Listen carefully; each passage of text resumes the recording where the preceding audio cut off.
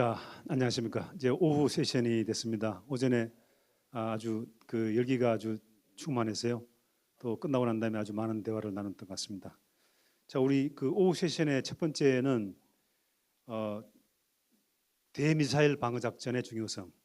그래서 정창욱 박사님께서 나와서 강연을 하시겠는데요. 우리 정 박사님은 지금 유튜브 채널 멋진 창창을 운영하신 그 인플루언서이시기도 하고요.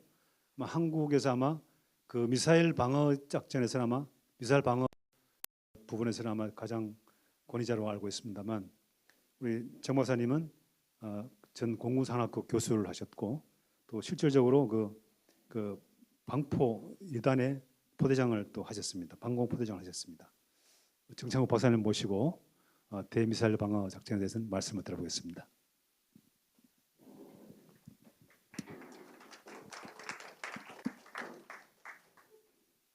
식사 맛있게 하셨습니까?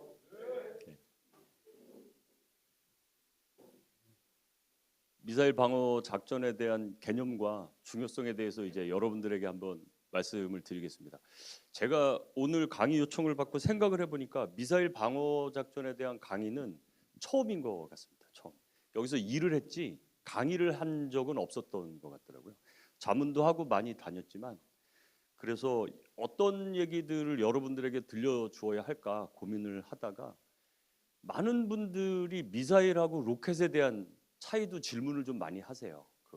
많이 알고 계심에도 불구하고 미사일하고 로켓의 차이가 뭐냐 이런 얘기들도 있으시고, 또 미사일의 종류도 많은데 이거 도대체 뭐냐, 이거 그러면 우리는 이걸 다 막아낼 수 있냐 아니면 뭐 안 막냐, 이런 여러 가지 질문들이 많은데 오늘 제가 여러분들의 궁금증을 모두 해소해 드리겠습니다.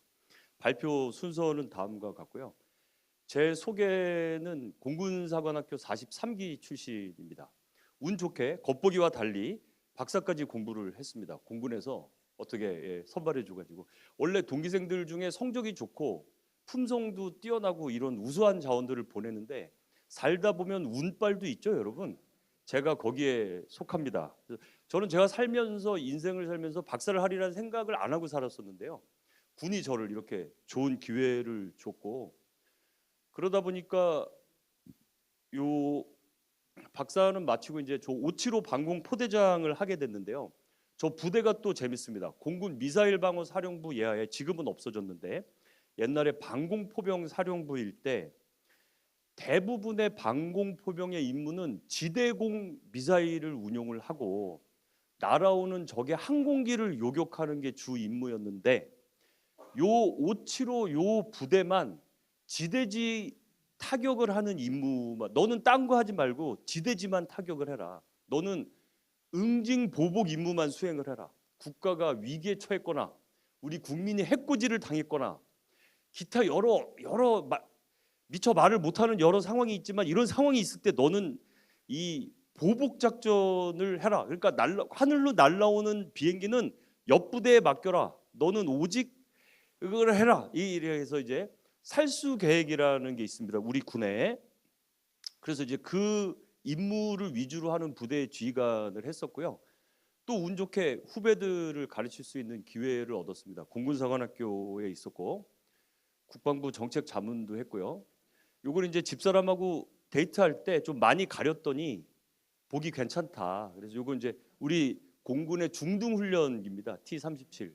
그래서 세상을 살면서 쌍발 제트기를 몰아봤다는 것도 인생의 좋은 경험인데, 제가 공군을 안 갔으면 언제 이런 경험을 했겠습니까? 그래서 늘 자랑하러 다닙니다. 여기 보이시는 20mm 발칸은요, 공군 전투 비행단이나 매우 국지적인 데서 대공 방어를 하기 위해서 사용하는 무기 체계고요. 요거는 호크 미사일입니다. 많은 분들이 이제 호크가 하나의 단어인 줄 아는데 이게 호밍 올더웨이 킬러라고 딱 봐도 일부러 만들었죠.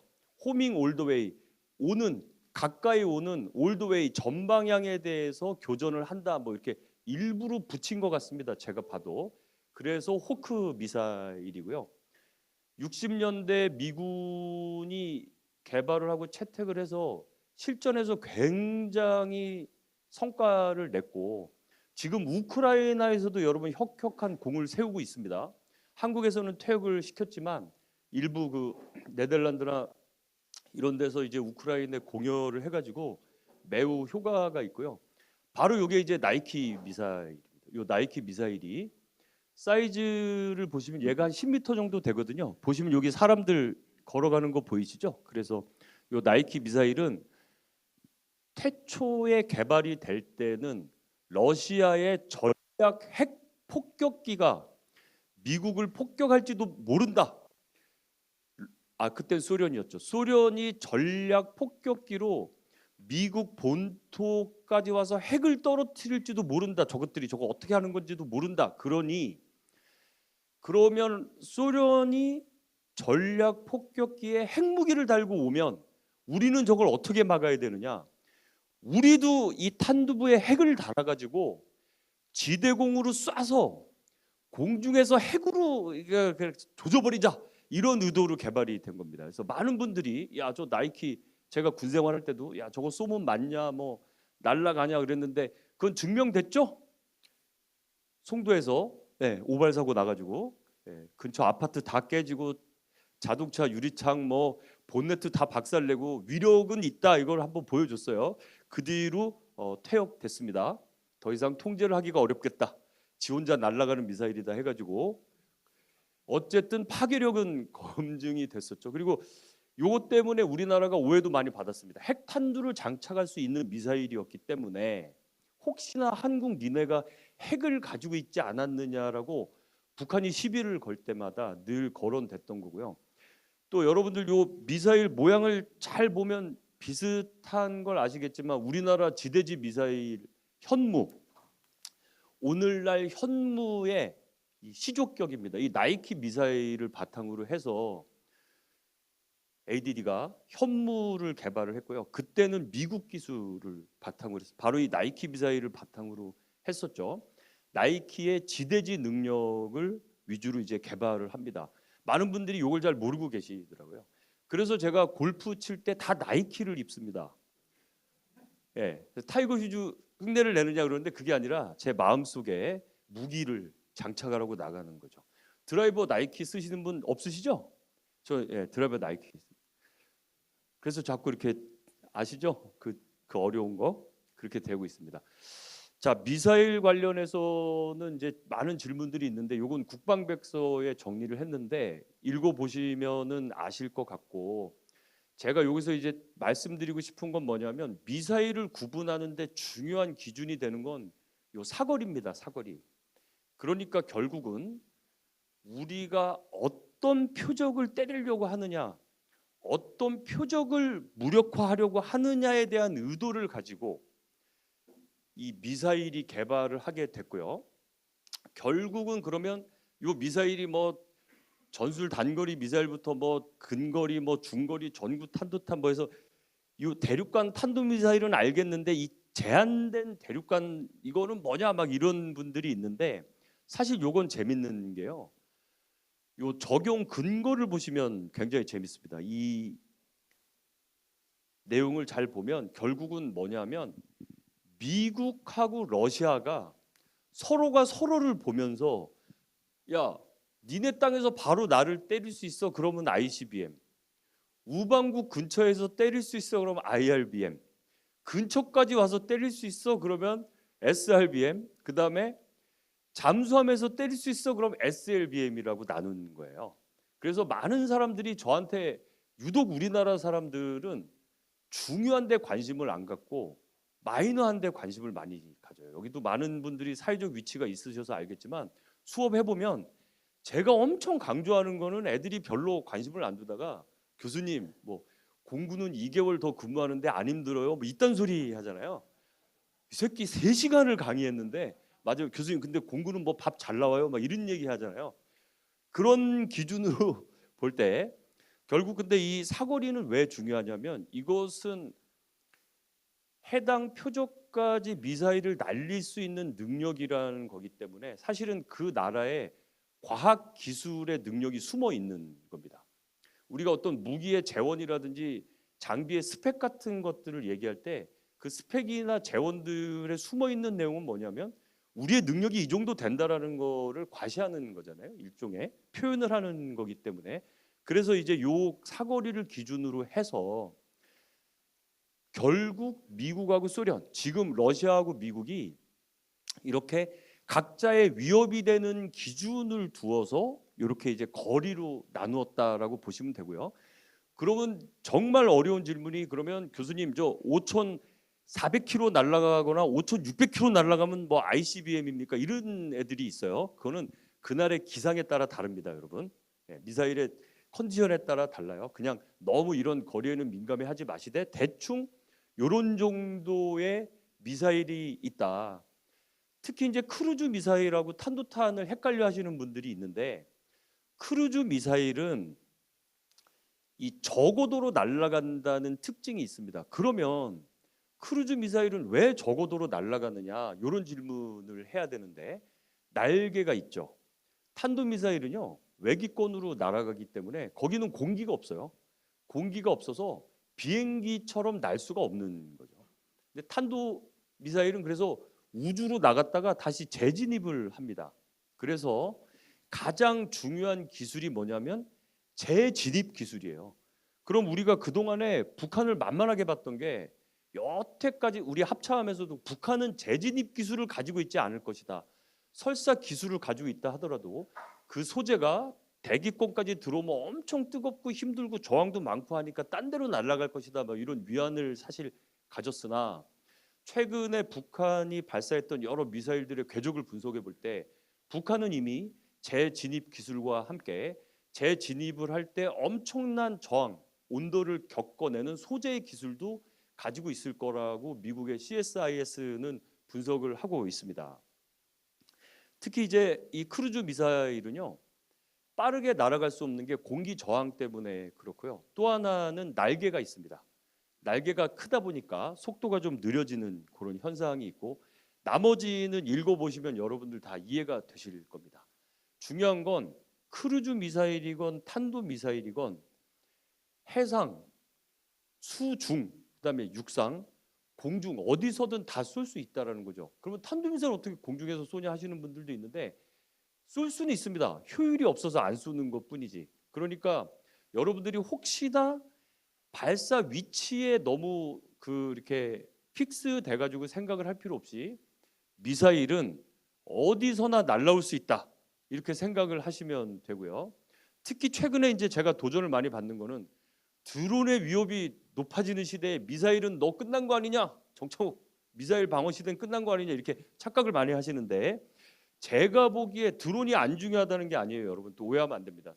또 온라인에서 싸움 붙이기 좋아하는 사람들 뭐 멋진 창창 이런 얘기 했다 막 그러는데, 드론이 안 중요하다는 게 아니라 드론은 드론대로 중요하지만 미사일의 위협은 더더욱 더 증가되고 있다, 요 기준으로 오늘 제 강의를 좀 들으시면 되겠습니다. 자, 요게 어느 나라 제품인 줄 아시나요? 예, 북한입니다. 북한. 우리는 몇 개 있습니까? 우리는 현무 지금 1, 2, 3, 4, 내일 모레 이제 현무 5 뭐 신제품 이 쇼케이스 한다 그랬죠? 국군에 날 때. 예? 그러면서 이제 현무 5에 대해서 일부 언론에다가 이렇게 육군이 이제 강조한 게 뭐냐면, 탄두가 몇 톤인지 모르지만 8톤에서 9톤이다, 뭐 얼떤 10톤이다, 뭐 아니다 6톤이다, 뭐 정확하게 안 가르쳐 주죠? 그 왜 안 가르쳐 주는 줄 아세요? 자기들도 몰라서 그래요. 탄두의 무게를 정하는 기준이, 이게 화약의 무게냐 순수 화약의 무게냐 또 그것도 아니고, 거기에 또 다른 거 뭐 이렇게 폭발력을 강화하기 위한 여러 가지 물질들을 넣거든요. 그러면 얘 무게를 포함해야 되는 거냐 빼야 되는 거냐, 예, 기준에 따라서, 그죠? 그런 게 있죠. 여러분도 몸무게 잴 때 그죠? 매일 달라지죠?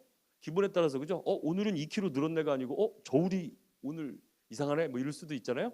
근데 아무튼 어쨌든 한 8톤 정도 되는데, 우리는 지금 현무 시리즈 1은 이제 거의 도태되니까 현무 2, 3, 4 그리고 5가 이제 곧 나오는 정도 수준인데, 북한은 보면 뭐 엄청나죠.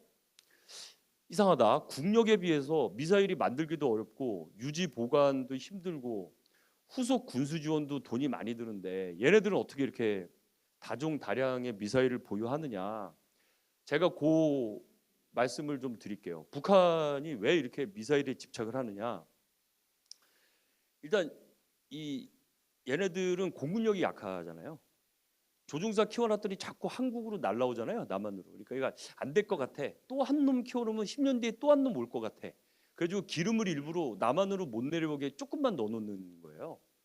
그 기름 만땅 넣어주면 또 대한민국으로 일본으로 가거나. 그래서 자, 미사일 위협의 가장 우리가 걱정해야 되는 거는 현재 우크라이나 러시아전에서도 아까도 김현철 장군님이나 여러 강의를 다 들으셔서 아시겠지만 탄도미사일이 현재까지는 이 재래식 고폭탄을 위주로 하고 있잖아요. 근데 이게 문제는 그 고폭탄뿐만이 아니라 핵과 생화학 탄두 등을 탑재할 수 있다는 게 이제 이게 무서운 거죠. 우리가 북한 오물풍선이 지금은 불쾌하죠. 그냥 짜증 나잖아요. 지금은. 근데 거기에 생화학 무기를 탑재해 버릴 경우에 이게 심각한 문제가 돼 버리는 거거든요. 특히 탄저균이나 이런 거 손으로 잘못 만졌다가 한 일주일, 2주일 뒤에 잠복기 이후에 이게 드러나게 됐을 때는 이 원인 복균자가 누군지 찾기 어려운 상황에서는 이게 후방에 사보타지가 일어날 때 엄청난 심각한 문제가 발생이 되는 겁니다. 그러다 보니까 그 풍선 날라오는데 대기 안 했다고 막 전방 사단장을 보직 해임시켜 버리고 막 이러잖아요. 우리끼리 이 남남 갈등만 일어나는 거죠. 풍선 하나 온다고 사단장을 보직하는 게 맞느냐 이런 생각도 들고 또 어떤 상황에서는 야 이게 앞으로 어떻게 될지도 모르는데 너 제대로 대기 안 하고 뭐하냐 이런 문제가 발생이 되죠. 북한은 일타 삼피를 지금 노리고 있는 겁니다.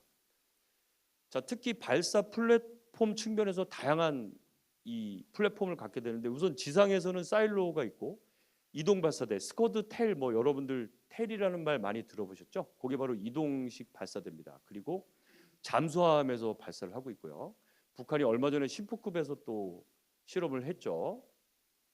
북한이 이렇게 투발 수단을 다양화하는 것은 북한이 생각할 때 자기들이 투발하기 전에 쳐 맞을 수도 있겠다라는 걱정을 하는 거예요. 그러니까 그 쏘기 전에 쳐 맞을 수 있겠다라는 생각을 하게 된 배경에는 우리의 킬체인이 제대로 작동을 할 것이다라는 두려움과 걱정이 있는 거죠. 그건 제가 좀 이따 설명을 드리겠습니다.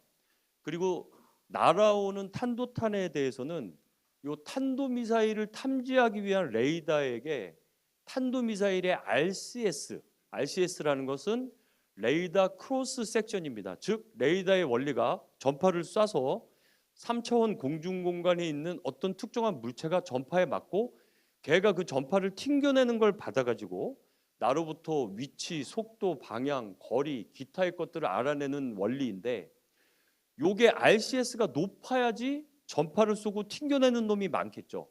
근데 RCS가 작으면 전파를 쐈는데 튕겨내는 놈이 없을 수가 있습니다. 그래서 여러분 이상하게 얼굴을 깎고 해가지고 이렇게 해가지고 F-35, F-22가 스텔스기라고 하는 것은 바로 그 전파가 비행기를 때렸는데 이게 옛날 비행기는 반사가 돼서 왔는데 이 스텔스 비행기는 전파를 쐈는데 반사가 안 되기 때문에 못 찾는 거예요, 여러분. 그래서 가끔 서울 에어쇼 성남, 저거는 눈에 보이는데 왜 스텔스지 하는 거는 가시광선을 어떻게 할 수는 없어요. 다만 전파. 그래서 이제 전파를 쐈을 때 안 돌아온다는 건 뭐냐면 전파를 산란시키거나 전파를 흡수하는 항공기에 특수 도료를 발라가지고 레이더가 쏜 전파를 흡수하는 이런 원리에 의해서 스텔스가 되는 겁니다. 다만 전방의 AOP에서 보면 비행기는 보여요, 여러분. 눈으로는 보입니다. 스텔스라는 건 레이더에 안 잡힌다라는 뜻이에요. 가끔 국내 메이저 언론에서도 그 뭐 스텔스인데 왜 보이나 이런 글을 기자들이 쓸 때 보면 제가 깜짝깜짝 놀랍니다. 이 전파로 안 보인다는 거지 눈으로는 다 보입니다.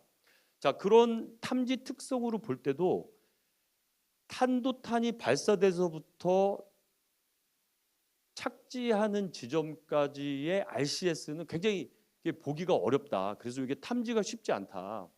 가끔 왜 일본은 탐지했는데 뭐 한국 공군은 못했냐, 뭐 일본 이지스는 탐지했는데 한국 이지스는 왜 못했냐 막 이러는 경우가 있는데 보는 위치에 따라 다른 거예요, 여러분.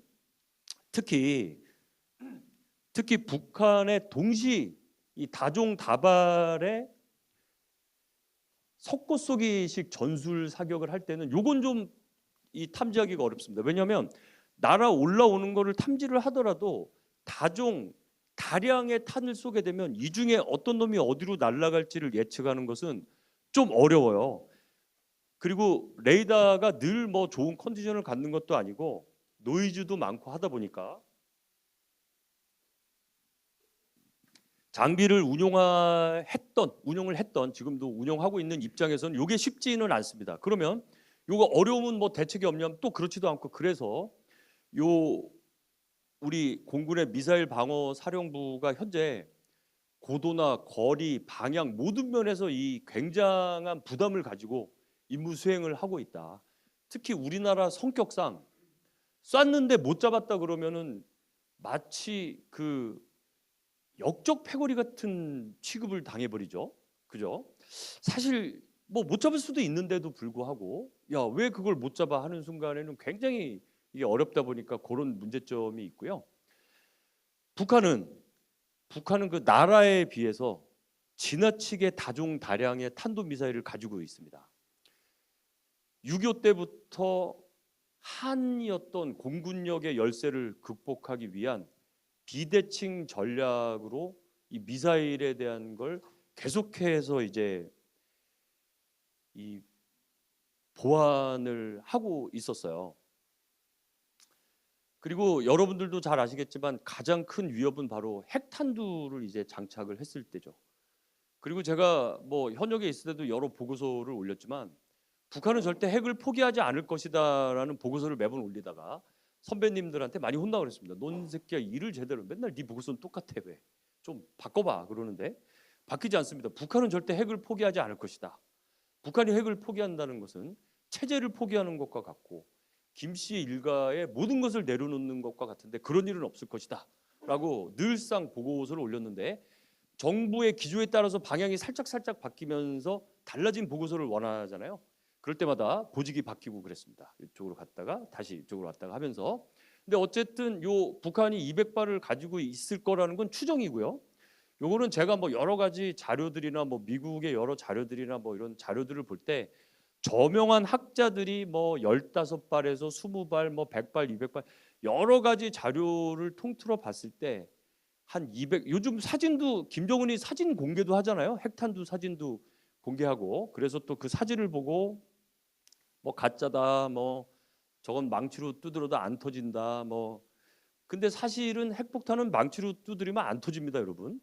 그게 폭발이 되기 위한 조건은 굉장히 까다로워요. 무장이 되기 위한 조건은. 자, 특히 핵미사일은 바로 지면에 떨어지기도 하지만 지면보다 한 50km, 100km에서도 떨어질 수가 있거든요. 이랬을 때 우리가 하층부 이 근거리에서 교전하는 그 쉽게 말해서 페이트리어트나 천궁 같은 자산으로는 교전을 할 수가 없습니다. 많은 분들이 또 고민을 많이 하는데 애초에 도달거리가 이 교전 범위 밖에 있어요. 그래서 안 되는 겁니다. 저번에도 모 기자가 긴급하게 연락이 와서 왜 아이언돔으로 다 막지 못하느냐, 5,000발을 쐈는데 왜 1,300발만 막아놓고 90% 방어했다고 거짓말을 하느냐, 70%못 막은 거 아니냐 막. 그래서 제가 설명을 해줘도 못 알아들어서 전화 끊고 나서 분했어요. 아, 좀 제대로 설명할 걸. 방탄복을 입고 있는데 총알이 절로 가. 달려가서 이 방탄복으로 막 이럴 필요가 없는 거잖아요. 뭐냐면 지대공 미사일의 핵심은 뭐냐면 이 풋프린트, 그러니까 내 방어구역 내에 들어오는 적의 탄도탄에 대한 교전을 하는 거지 내 방어구역 밖으로 가는 미사일은 교전을 안 합니다, 여러분. 근데 그걸 교전을 못했다고 생각하면 안 되는 거예요. 예? 총알이 저쪽으로 날아가는데 내 방탄복이 기능을 못한 게 아니고 그냥 쟤는 걸로 간 거예요. 내 방탄복은 언제 기능을 하냐면 나한테 총알이 날아왔을 때 이걸 막아냈을 때 기능을 정상적으로 하는 거죠. 이해가 좀 되셨죠, 여러분? 그 기자한테 이 얘기를 했었어야 되는데, 네. 자, 5분밖에 안 남은 겁니까?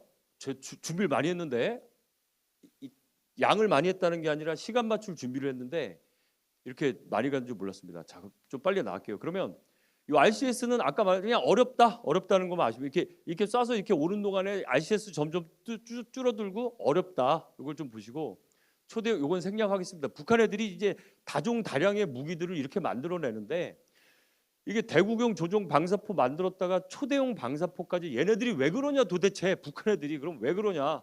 그럼 우리는 또 이거 어떻게 막아야 되느냐? 저렇게 다양한 거에 대해서 우리 대한민국 공군은 북한 미사일에 대해서 이렇게 고고도, 중고도, 저고도에서 막기 위한 무기 체계들을 운영을 하고 있고요. 고고도는 현재 없죠. 그래서 주한미군이 사드를 가지고 있고 우리가 곧 LSAM을 이제 개발을 하고 있습니다. 그리고 중고도에는 패트리어트, 그리고 저고도는 천궁2가 지금 커버를 하고 있고요. 요 그림 하나로 모든 게 설명이 되는데 고고도와 중고도 그리고 저고도 요격과 함께 제가 요 특정 업체를 홍보하는 건 아니고 요 비행기를 하나 둔 건 뭐냐면 우리가 위성 사업을 현재 하고 있지만 위성은 실시간 표적을 탐지해낼 수는 없다. 솔직히 얘기를 해야죠. 국뽕과 상관없이 작전을 하는 입장에서 실시간에 이동하는 표적은 저 합동 이동 표적 감지 통제기 같은 실시간 작전을 지원할 수 있는 게 필요한데 너무 비싸요.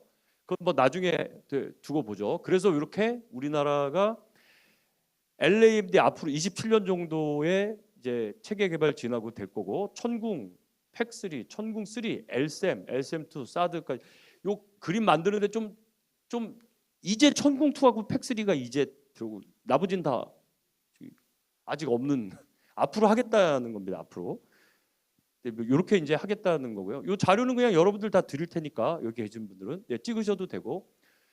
자, 그래서 한국의 삼축 체계 중에 이제 KAMD 날라오는 미사일을 방어를 해야 되고 또 하나 중요한 건 뭐냐면 이렇게 공격도 해야 된다.